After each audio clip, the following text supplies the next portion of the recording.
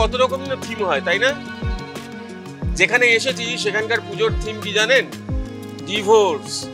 হ্যাঁ, বিবাহ বিচ্ছেদ, ডিভোর্স। শুধু ডিভোর্স না, ডিভোর্সের সঙ্গে জুড়ে থাকা যে জীবন, সেটাই উঠে আসছে এখানকার যিনি শিল্পী মানুষের কাজে। কোথায় এসেছি? শ্রীভূমির পাশে এটি পুজো, ঘোলাঘাটা সম্মিলনী পুজো।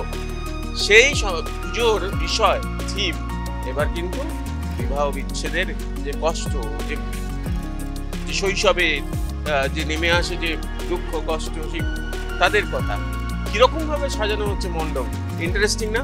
চলুন এক ঝলক দেখে নিই।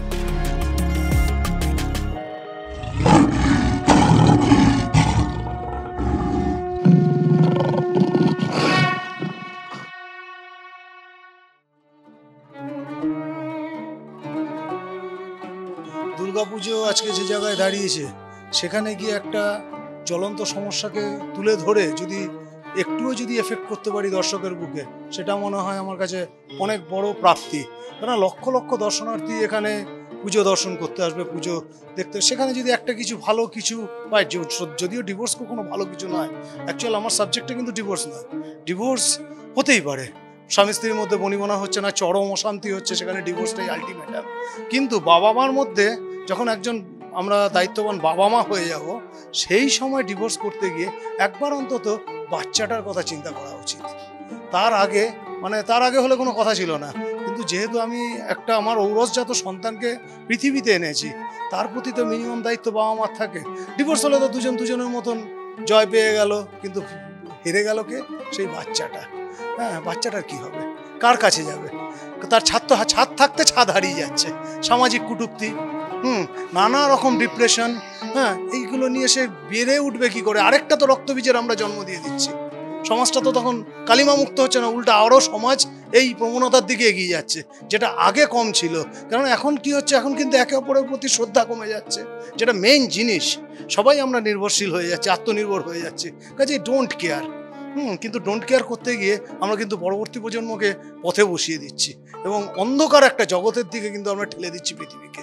সেই জায়গা থেকে একটু আমরা নিজেরা সাবধান হই, নিজেরা সচেতন হই, যাতে ভবিষ্যৎ পৃথিবীটা আরও সুন্দর হয়। এবং এই যে ছাদগুলো সরে যাচ্ছে, এই ছাদগুলো যেন আবার জোড়া লাগানোর চেষ্টা করতে পারি। অন্তত এখানে কোর্টও কিন্তু রায় দেওয়ার আগে ভাবার সময় দেয় একেবারেই। তাতে আমরা নিজেরা একটু সচেতন হতে পারি নাকি?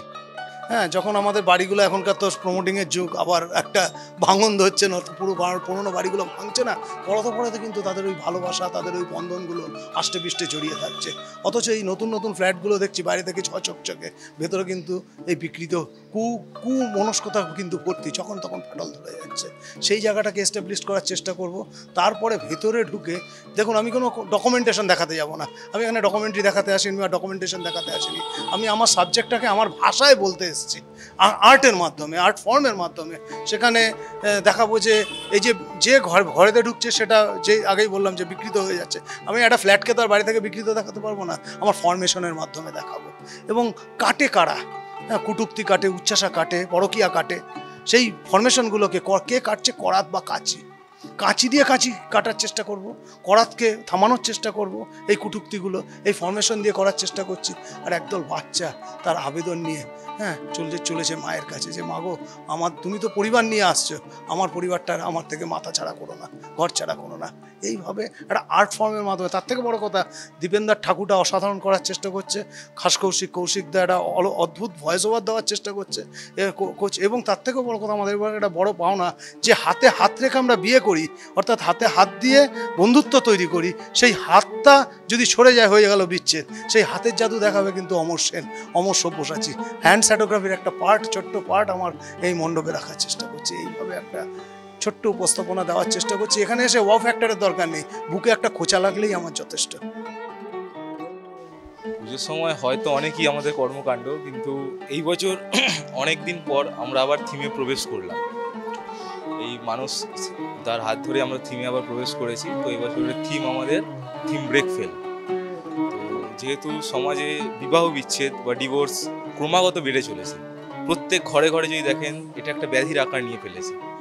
যার ফলে যেহেতু এটা আইন সিদ্ধ, তাই বাবা মায়েরা নিজেরা সেপারেট হয়ে যেতে পারছে, কিন্তু তার যে খারাপ এফেক্ট সেটা পড়ছে তাদের সন্তানদের ওপর।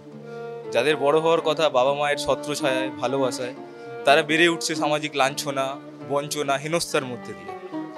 তার ফলে যে আমাদের আগামী প্রজন্ম সেটাও বিপন্ন হয়ে পড়ছে।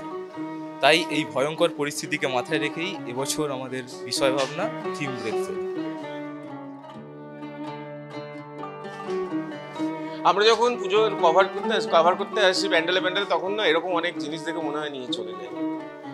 থাকুক, মজার কথা বলবো না, তবে একটা কথা বলবো, আচ্ছা সম্পর্ক কি কাছে দিয়ে কখনো কাটা যায়?